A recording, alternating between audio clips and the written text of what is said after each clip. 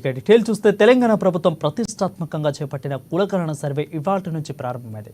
Municipality పరిధిలోని old housing బోర్డులో జరిగిన సామాజిక ఆర్థిక విద్యా ఉపాధి రాజకీయ కుల సర్వే సమగ్ర ఇంటింటి కుటుంబ సర్వే కార్యక్రమాన్ని జిల్లా కలెక్టర్ రాజేష్ పరిశీలించారు. సర్వేకు ప్రజలు పూర్తి వివరాలతో సిద్ధంగా ఉండాలని కలెక్టర్ అన్నారు. ఇక జిల్లాలో 1,97,000 కుటుంబాలు ఉన్నట్టుగా గుర్తించామని, ఇందుకోసం 213 మంది ఎమ్యూలేటర్లు కూడా నియమించినట్లు ఆయన తెలిపారు. ఏ ఒక్క ఇల్లు కూడా మిస్ కాకుండా పూర్తి వివరాలను సిబ్బంది నమోదు చేసుకోవాలని పేర్కొన్నారు. ప్రజల అధికారులు కూడా సహకరించాలని కోరారు. ఇక ఆయా వార్డుల కౌన్సిలర్లు, ప్రజాప్రతినిధులు సర్వేలో పాల్గొని విజయవంతం చేయాలని కోరారు.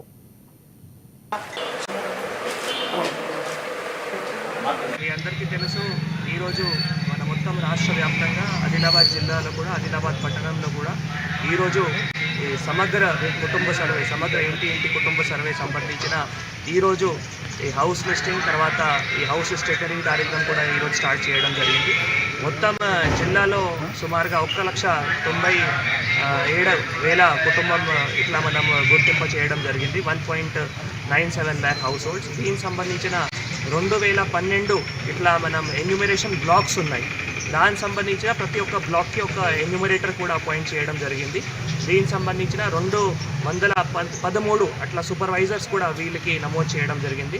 మొన్న ప్రభుత్వం ఇన్స్ట్రక్షన్స్ ప్రకారం ఎస్డిటి టీచర్స్ ఎవరైతే ఉన్నారో వీళ్ళు కూడా మళ్ళీ ఐడెంటిఫై చేసి 4th నాడు అండ్ తర్వాత నిన్న కూడా వీళ్ళందరికీ ట్రైనింగ్ ఇచ్చి ఈరోజు మొత్తం కిట్తో సహా, తర్వాత ఈ హౌస్ లిస్టింగ్ ఫామ్తో సహా, స్టిక్కరింగ్తో సహా ఈరోజు వాళ్ళకి పంపించడం జరిగింది.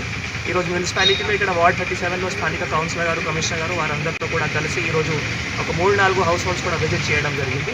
సో వారు ముందు పర్ఫెక్ట్గా ట్రైనింగ్ అయ్యారు కాబట్టి తర్వాత మేజర్గా మున్సిపాలిటీలో అంటే ఎవరైతే ఎన్యూమరేటర్ ఉన్నారో వీళ్ళకి ఒక బిల్ కలెక్టర్తో పాటు హౌస్ నంబర్స్ కూడా వీళ్ళకి ముందే ఐడెంటిఫై చేసి ఇవ్వడం జరిగింది. కాబట్టి వారు హౌస్ హోల్డ్లో ఐడెంటిఫికేషన్ కానీ, తర్వాత స్థానిక కౌన్సిలర్ కూడా దగ్గరే ఉండి అది మానిటర్ కూడా చేస్తున్నారు. కాబట్టి ఈజీగా మనం నమోదు చేయడానికి అవకాశం ఉంటుంది.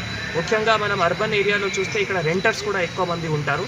మొన్న కూడా నేను రెంటర్స్తో కొందరితో ఇంటరాక్ట్ చేస్తే వారు ఏమంటున్నారంటే మా ఊరు ఎక్కడ ఉంది అక్కడే నమోదు చేస్తాము.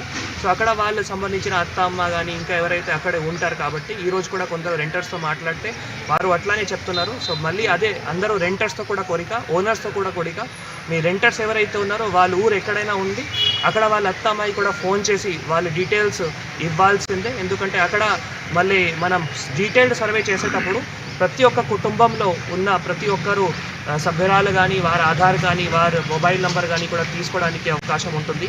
ఒక్క కుటుంబం కూడా మిస్ అవ్వకుండా, ఒక్క పర్సన్ కూడా మిస్ అవ్వకుండా మనం అధికారులు కూడా